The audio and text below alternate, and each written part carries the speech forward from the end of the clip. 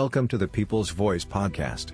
Don't forget to subscribe to our YouTube channel at Animation Liberate for Organize to watch more of our videos to learn from the life of the common people, the challenges they face and how they manage to overcome them.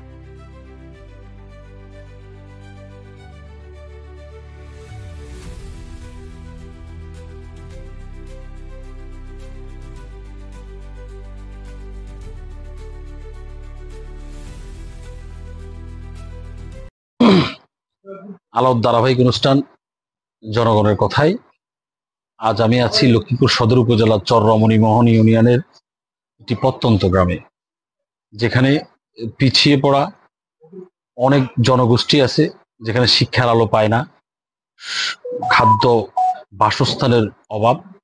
ওই অঞ্চলে এক অন্ধ হাফেজ মোহাম্মদ মহিবুল্লাহ সাহেবের আপ্রাণ প্রচেষ্টায় একটি মাদ্রাসা প্রতিষ্ঠান করেছে উনি। আজ আমরা আছি হাফেজ সাহেবের মাদ্রাসায়। ওনার উদ্দেশ্য ছিল এই অঞ্চলের পিছিয়ে পড়া জনগোষ্ঠীকে ইসলামের শিক্ষায় শিক্ষিত করার।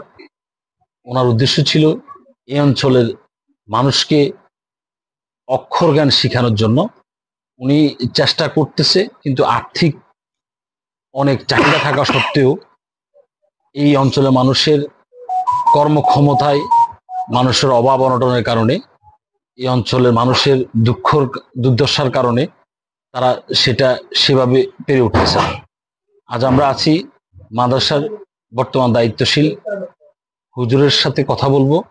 ওনাদের এই মাদ্রাসার সমসাময়িক বর্তমান পরিস্থিতিতে কি কি অবস্থায় ওনারা আছে, কেমন চলতেছে ছাত্রদেরকে নিয়ে তাদের জীবনযাপন, একটু আমরা কথা বলি। আসসালামু আলাইকুম। ওয়ালাইকুম আসসালাম। হুজুর নাম কি? আমার নাম মোহাম্মদ আলকামা। আপনি এই প্রতিষ্ঠানের দায়িত্বে আছেন এখন? জি, আমি 2017 সাল থেকে দায়িত্বে আছি। জি জি। আপনাদের তো এই চমর রমণীমোহন ইউনিয়নের অনেক প্রত্যন্ত গ্রামে এই প্রতিষ্ঠানটা। অনেক প্রত্যন্ত। আপনাদের এই বিদ্যালয়ে আপনার যেই প্রতিষ্ঠান মাদ্রাসায়, এই প্রতিষ্ঠানে শ্রেণীকক্ষ, লাইব্রেরি বা ল্যাবরেটরি যেটারে বলা হয়, আপনাদের এই যে প্রতিষ্ঠানের যে শ্রেণীকক্ষর এই ব্যবস্থা কেমন আপনাদের? আচ্ছা, আলহামদুলিল্লাহ, মোটামুটি খুব একটা উন্নত না। আচ্ছা, যেটার প্রয়োজন, যে কি বলে, যতটুক প্রয়োজন ততটুক আমাদের নাই, সম্ভব হচ্ছে না। 1 নম্বর ক্লাস শ্রেণীকক্ষ, যেই কয়টা শ্রেণীকক্ষ প্রয়োজন সেই কয়টা নাই। 2 নম্বর ছাত্রদেরকে আমরা ঠিক মতো, বিশেষ করে আমাদের এখানে সবচেয়ে বড় সমস্যা যোগাযোগ ব্যবস্থা। আচ্ছা আচ্ছা। আসা, মাদ্রাসায় আসা, আপনারা তো দেখছেন, আসছেন তো, যোগাযোগ ব্যবস্থা। 2 নম্বরে বিশুদ্ধ পানি। জি, এই দুইটা সবচেয়ে বেশি সমস্যা আমাদের। আচ্ছা, আপনাদের এই শিক্ষার্থীদের জন্য আপনারা তো সম্ভবত এখানে আবাসিক ব্যবস্থাও, যারা দর্শক এখানে ওনাদের এখানে যেমন এতিম সন্তান, এতিম শিশুদেরকে ওনারা বিনা পয়সায়, দুস্থ পরিবারের সন্তানদেরকে বিনা পয়সায় ওনারা এখানে শিক্ষার ব্যবস্থা করছে। তো আপনাদের এখানে যে আবাসিক ব্যবস্থা আছে, আবাসিক ব্যবস্থাকে আপনারা তাদেরকে যে শিক্ষা উপকরণ যেগুলা, যেমন বই, খাতা, কলম, এর পাশাপাশি যে আবাসিক ব্যবস্থার আসবাবপত্র, এগুলো কি কেমন আছে বা কেমন দিতে পারতেছে? এগুলো আমাদের খুব একটা বেশি নাই। যেমন বেঞ্চ, পড়ালেখার জন্য বই, খাতা, এগুলো আমরা কোনো না কোনো ভাবে সংগ্রহ করতে পারি। যেমন বেঞ্চ, টেবিল, এগুলো আমাদের সংকট আছে।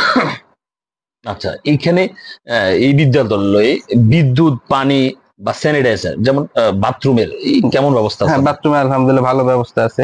এক ছাদের নিচে 17টা বাথরুম আছে। আচ্ছা আচ্ছা, মাশাআল্লাহ। তো আরো একটু বললে আপনারা খুশি হবেন, দর্শকরাও জানতে পারবে যে এই প্রতিষ্ঠানে এখনো পর্যন্ত কোনো সংস্থা বা সরকারি ভাবে 1 টাকা অনুদান এই প্রতিষ্ঠানে এখনো পর্যন্ত আসেনি। আচ্ছা, এই আপনাদের তাহলে কি বিশুদ্ধ পানির সংকট আপনি যেটা বলছেন? জি জি, মূল সমস্যাটা এখন বিশুদ্ধ পানির সংকট। আচ্ছা, শিক্ষক, আপনাদের এই যে প্রতিষ্ঠানের শিক্ষকদের প্রশিক্ষণ, আপনাদের এই প্রতিষ্ঠানের শিক্ষকদের প্রশিক্ষণ কিভাবে দিচ্ছেন বা কিভাবে শিক্ষকদের প্রশিক্ষণ করা? প্রশিক্ষণ আমরা 1 মাস 2 মাস পর পর বিভিন্ন ট্রেনিং এর জন্য আমরা ঢাকাতে, জি, প্রাতিষ্ঠানিক খরচে আমরা শিক্ষকদেরকে পাঠান। জি। আচ্ছা, এই প্রতিষ্ঠানের শিক্ষার্থীদের ফলাফল ভালো করার জন্য আপনারা স্পেশাল কি ধরনের ক্লাস করান বা কি ধরনের? আমরা স্পেশাল কোনো প্রাইভেট বা কোচিং এগুলো আমরা করাই না। কৌশল কি আপনাদের? এটা আমাদের কৌশল হলো আমরা যতটুকু পড়াবো সবার একই সমান। অন্যান্য প্রতিষ্ঠান দেখা যায় নির্দিষ্ট টাইম ক্লাস করার পরে আলাদা একটা কোচিং সেন্টারের নাম দিয়ে বাণিজ্য করে। জি, আমরা এটার পক্ষে না। আমাদের কথা হলো আমরা ওই 10 জন স্টুডেন্ট থাকলে সেই 10 জনকে সমানভাবে আমরা টেক কেয়ার করে সমানভাবে পড়ালেখা শেখানোর চেষ্টা করি।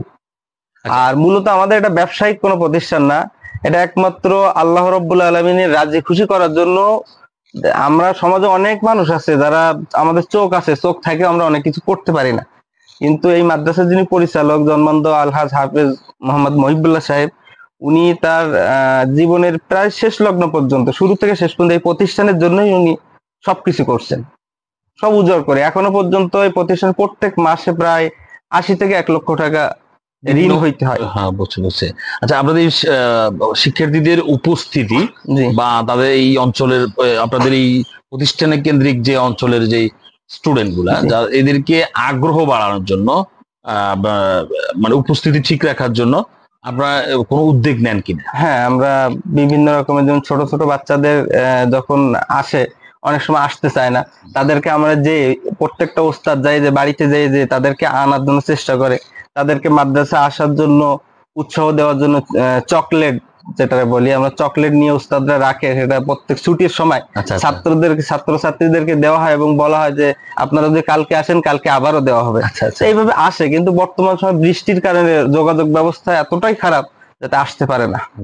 আপনাদের এই অভিভাবক, আপনাদের যে ছাত্ররা আছে, ছাত্রদের অভিভাবক বা এই সমাজের সমাজ সম্প্রদায়ের মানুষের সাথে আপনাদের সম্পর্ক কেমন? আচ্ছা, আলহামদুলিল্লাহ ভালো। প্রতিষ্ঠান তো আল্লাহর অশেষ মেহেরবানিতে, হুজুর তো অন্ধ। জি, প্রত্যেক মাসে 1.5 থেকে 2 লক্ষ টাকার মতো খরচ হয়, এভরিথিং সবকিছু মিলে। এই টাকাগুলো কোথার থেকে আসে, হুজুর কোথার থেকে দেয়? মানুষের ভালোবাসা আছে বিধায় মানুষ এই প্রতিষ্ঠানে দান সৎকার করে, যার কারণে আমরা প্রতিষ্ঠানটা আস্তে আস্তে আস্তে আস্তে এগিয়ে নিয়ে যাইতে পারতেছি। সেই ক্ষেত্রে হুজুরের একটা গ্রহণযোগ্যতা এলাকায় আছে। শুধু লক্ষ্মীপুর না, লক্ষ্মীপুর জেলার বাইরেও অনেক জায়গায়